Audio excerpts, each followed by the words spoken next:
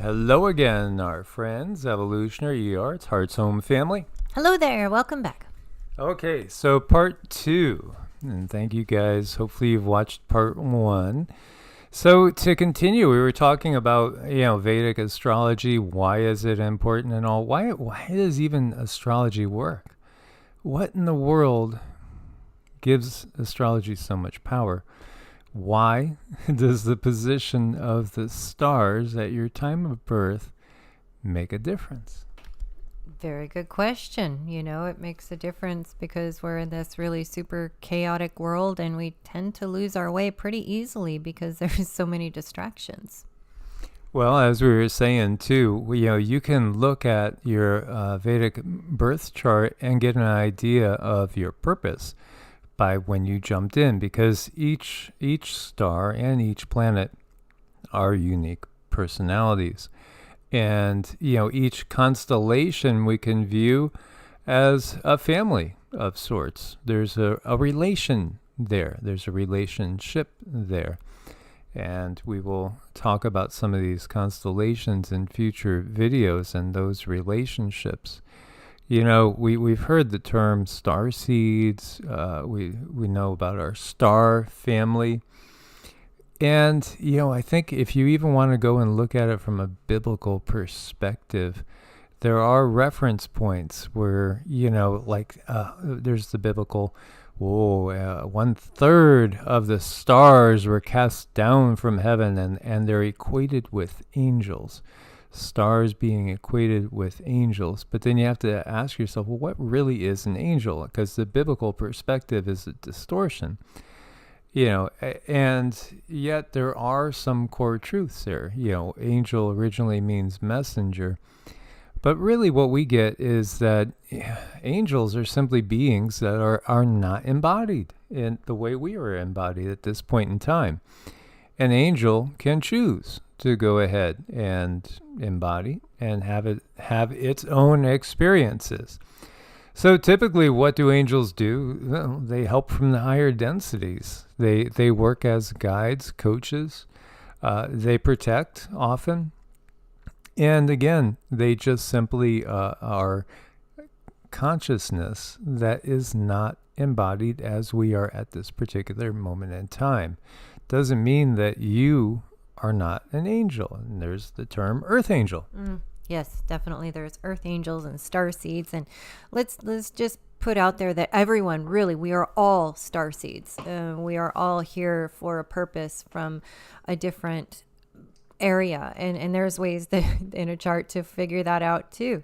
But some people choose to activate their star seed light and some people don't. So if you're listening to this video, you're most likely one that is chosen to activate your starseed light and be that light anchor for that area where you're at. And when I say light anchor, you anchor your light into the earth, and other people can see the brightness, and it's almost like a beacon. It's almost like a calling, because you're calling to other star seeds. It's like, hey, it's time. And if and when they do see you, they have chosen also to ignite their light and be of service to humanity. So, everybody comes here for different reasons. It doesn't mean one reason's better than the other, but we did come here with a plan, and to fulfill that plan and fulfill our lives and do something that for us is, a good progression of the soul.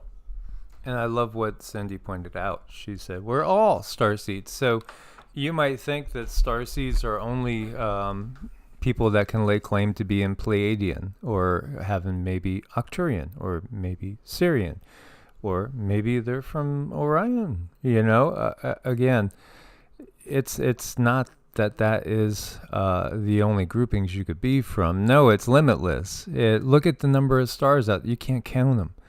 You can't count them. Each one of these stars is a consciousness. It's a consciousness. And we have talked about before, I think this would be a good time to bring it up again, that this is a fractal universe. And again, the entirety of our universe is just one cell. Everything, all this massive what appears to be an eternity of a universe that is so vast in scope is just a single cell in something else. This is, again, the as above, so below, as within, so without. And there's just an infinite number of these, let's call them frequency bubbles. I don't know, somebody just whispered that to me. There's so many different layers to consciousness. There are so many different points from which our consciousness can operate. And we can shift those points at any time we really choose to.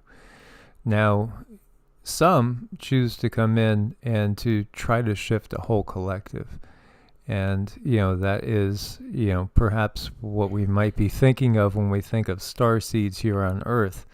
We're thinking of people, souls, that don't have to be here, aren't tied here karmically, the only reason they're here is that they want to help shift the collective to a more positive timeline.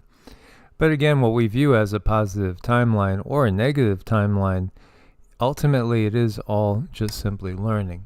It is. We're all here in a very, very large school and just sort of meeting each other between classes and walking each other home from school, holding hands and saying, hey, what is 6th grade like? Hey, what is 7th grade like? And we're just sort of communicating to each other and giving information to help one another. And, people, they go in groups and they meet between class, we'll call it that. They meet between class in groups to say, kind of, give it back and forth information and say, okay, well, let's go back to our class and let's come back and meet between class and do this again. And then, there's the long walk home. I don't know how many of you were blessed enough to be able to be dropped off at the bus stop and you could have a nice long walk home. But I was able to do that and get dropped off with friends, and I could walk home with them, and then we could exchange information about what went on during our day when we were in separate classes. So to me, that's just a really good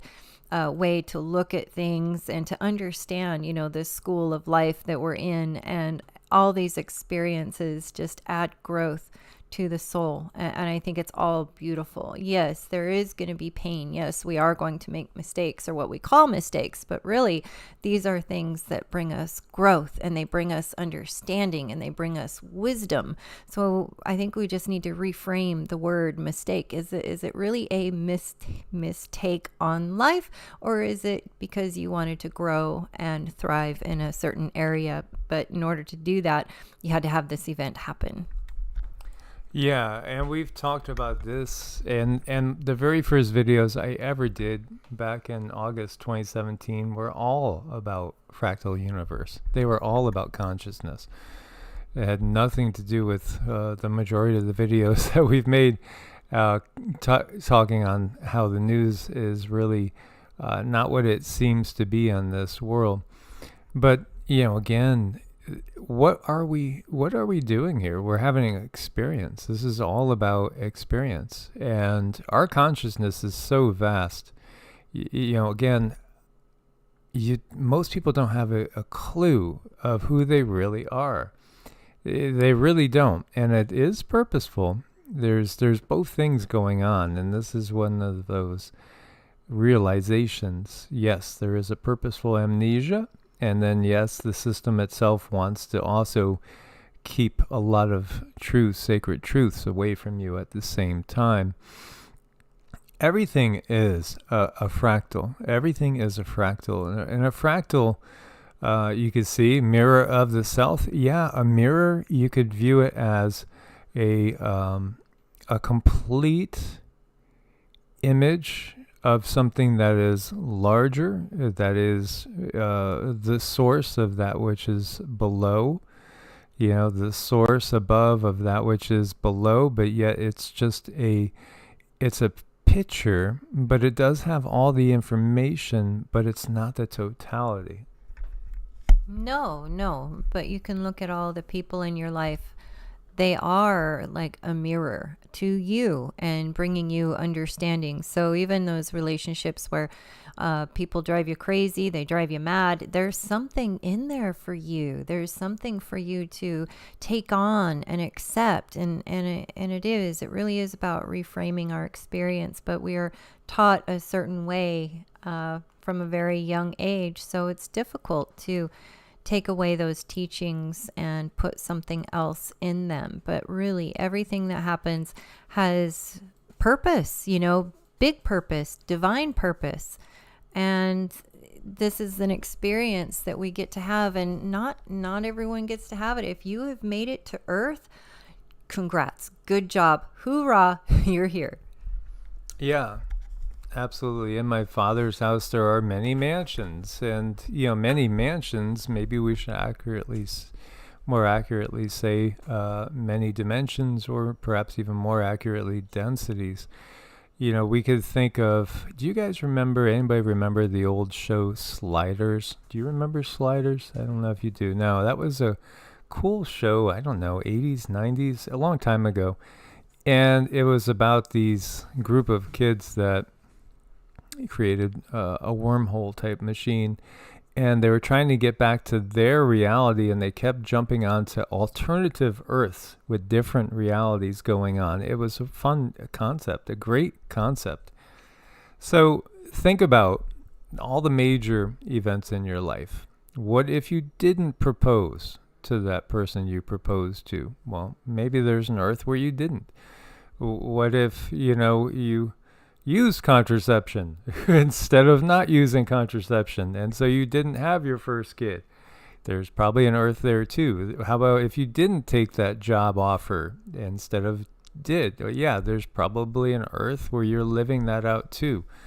And then again, the understanding of you is not something we can truly grasp while we're embodied, and that's purposeful, because we're much bigger, and we can have multiple lives going concurrently. And yes, that is something that when we're in the body, and that might be absolutely mind-blowing.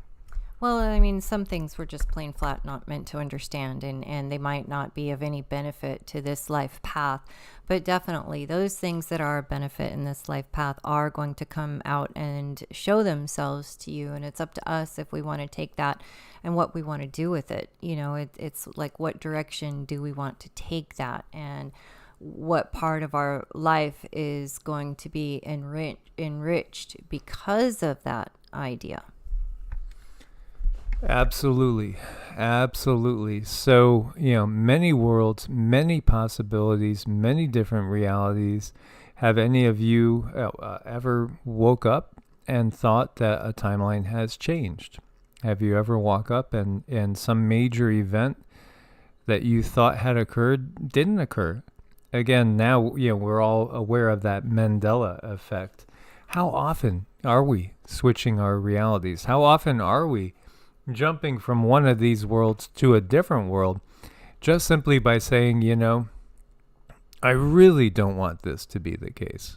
I really don't. And truly meaning it with your soul, to where your consciousness, or maybe a portion of your consciousness, withdraws itself from one of these realities and joins back with another portion of your consciousness in another.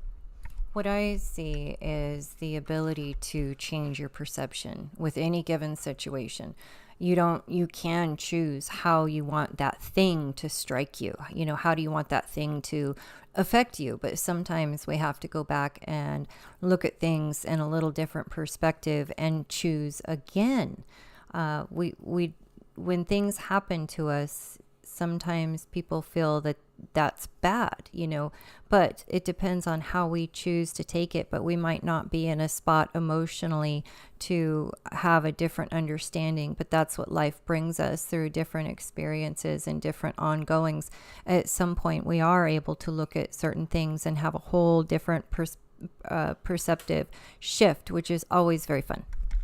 When I look at that, and I really do love this, for many reasons, because again, we see the spiral, and of course galaxies spiral, and then when we look at the Fibonacci sequence, we see it, the whole fractal and the programming of the universe is all just put out there for us to see, and it's just mind-blowing. It really is. there's just so many things in this world to look at and to take a peek at and absorb and understand. As I'm talking to Cindy, looking away. Oh wow, look at that! Look, they got somebody's ear in there. I wonder who that guy is. Yeah, but yeah, the Fibonacci sequence. This is again showing us this fractal nature. It's beautiful, and nature is beautiful, and it is completely mathematical, and it does underlie the fact that we are living in a program of sorts, but it doesn't mean that it's any less real, because ultimately we're consciousness, and we're consciousness that is creating this program as we go.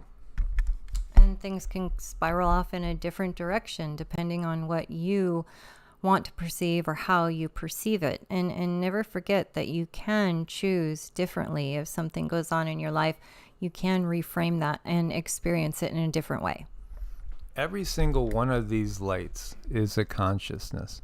These are big consciousnesses. As the sizes of suns are just staggering. Let's look at sizes of suns and of suns, stars. They are consciousnesses of a very high degree, and we might look at them. Science will just tell you these are just simply chemical reactions ongoing, and you can see the different sizes of some of the suns. Here's some different charts. Our sun is rather typical, and you could see down here, you can't even see our sun on this scale compared to some of the bigger ones that are out there. And a ball of fire, hydrogen, helium, nuclear activity going on. But the reality is, these are conscious entities of an immense proportion. And they've also gone through lifespans like we have gone through, but there is one singular source of energy, and that's really, that's a whole nother show.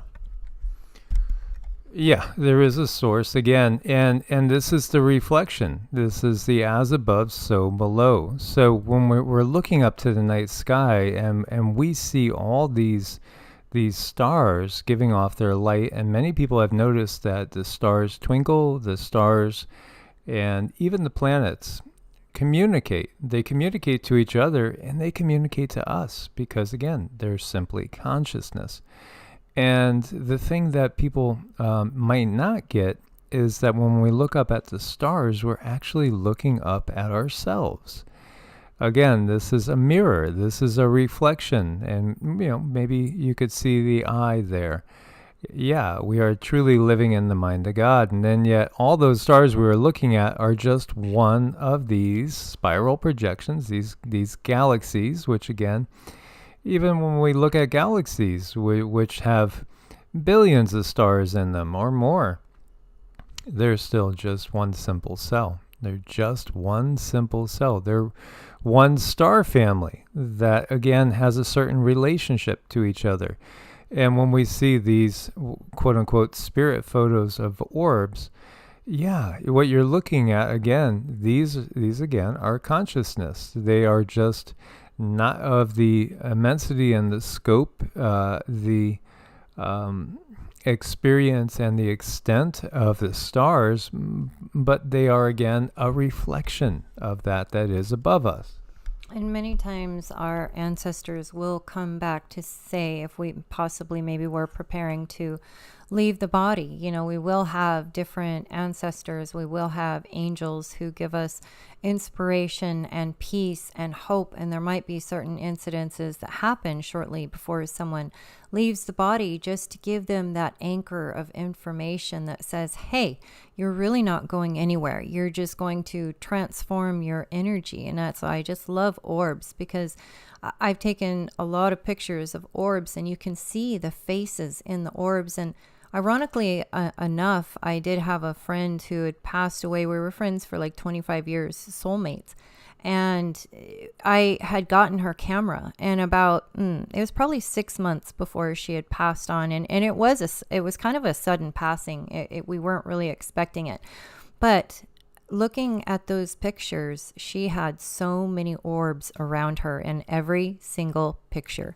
And for me, that right there, that changed everything. It's like at some level, we know what's going on, but we're not allowed to know what's going on. So when I say bad things might happen to us, how do we know it's bad?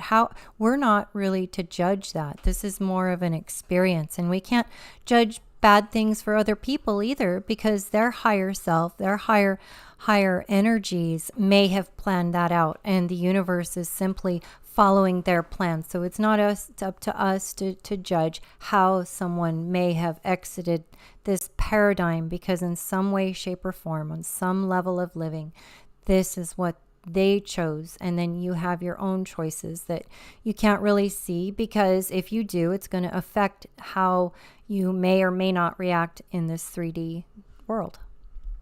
Absolutely. And, I don't know if you guys can see, I'm sure you probably could see all those faces out there looking at you back.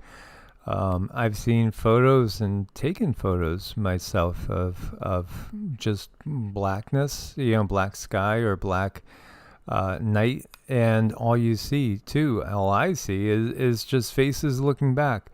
You are never alone. You could never possibly be alone. We might not be able to, again, see everything as we look in this tiniest little fraction of the visible light spectrum is just the smallest little fraction of all that there is. We can't expand our perception outward. We could contact anybody at any time. This is the thing, we certainly, absolutely. I mean, I miss my mom and I miss my dad. And, sure, at the same time, I realize every thought I have and every time I send out thoughts to them, they're getting them. Even though I don't always get a complete direct answer back, they do receive it because they're in a different perception than what I have. I have a limited scope because I'm embodied at this point in time. I've shared with you guys, I was just sharing on the last video, how my first really structured meditations that I was doing was all about getting out of body, and that started as a teenager, where as a kid that was 5, 6, 7, 8, 9 years old, I kept finding myself out of body, and it's terrified me. It made me so scared. I would go running to my parents, and I didn't go running crying. I just stayed right by them because I didn't want to be alone.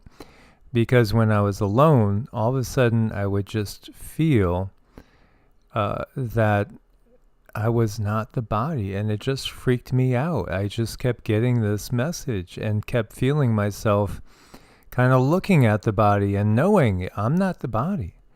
And then it starts, getting to you like, well, what am I? And, again, everybody has a unique set of lives to draw on. For myself, what I've seen and glimpsed, and then what Cindy has told me is that typically after a mission life, I go back to being a monk, and have something that's more like that, completely spiritual life to kind of reset my vibes high again after a mission life. And that's just something that my soul likes to do. And for me, that's why it's so easy to, go off and have these spiritual practices and these quiet times, because that's what the entirety of my lives have been. But it can be freaky, that realization that you are not your body. And that is truly at the core of what is termed self-realization.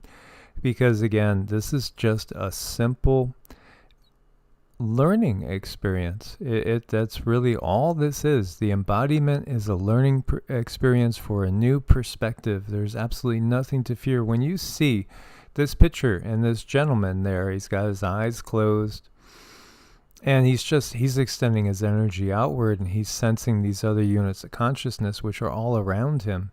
He's not afraid. Again, the vast majority of beings out there are nothing to be afraid of. The vast majority. And in fact, again, just like the old saying, the only thing we have to fear is fear itself, because fear lowers our vibrations to where we are in a zone where the darker energies can then start to affect us.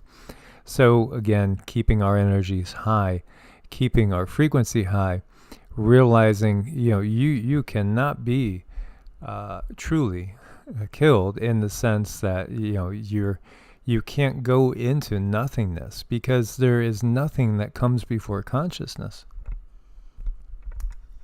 I think a lot of people are afraid that they're going to blow out like a candle, like they're just going to not be here. Like suddenly you're here and then suddenly you're not, and there is no existence. There is nothing. It is just blackness and quiet, and you don't even know that you're aware. But I'm here to tell you that is so not true. That is so not true. We are always, we just simply are. We are. And we never cease to be. We will always be. And that's because the source of all wanted us to experience what it has experienced. And it is a perfect love. It's a perfect love. And so it gives of itself. Like, consider yourself a little drop of source, and you have everything within you that source does, and source does not cease to exist either. And I really like this this orb that we're looking at, because you can clearly see the person inside the orb, and this is her father. Her father is looking over her, still looking over her, and you can see this, his facial, you can recognize his facial. So he continues to be, but what purpose does he have on the 3D realm? Well, he needs to have a purpose, otherwise he wouldn't be there. And for him, it's to watch over his daughter. So he's still connected to the land of the living, and that's okay. And all of us, when we come down here in groups, we all graduate to a certain level, then we might all decide to jump back in again and see how things go, see what stories we come back with this time, see what grains of truth stick with us. And again, that's another thing that we get to keep here when we go into the 3D. We end up collecting a lot of items, a lot of things, but those are not things that we can take with us, but our memories, our experiences, our spiritual growth, anything that we have attained to help us grow and help us learn, all of these things we do get to take with us. Absolutely. So I hope you guys got something from this, and we will continue to expand on these concepts and flow with them in coming videos. As always, thanks for your support on Ko-Fi and Patreon. If you need to make an appointment, it's evolutionaryenergyarts@gmail.com for Vedic astrology, energy work, talking to your spirit guides, ascension help, past loved ones, and so on and so forth. Much love. God bless. Namaste. Namaste.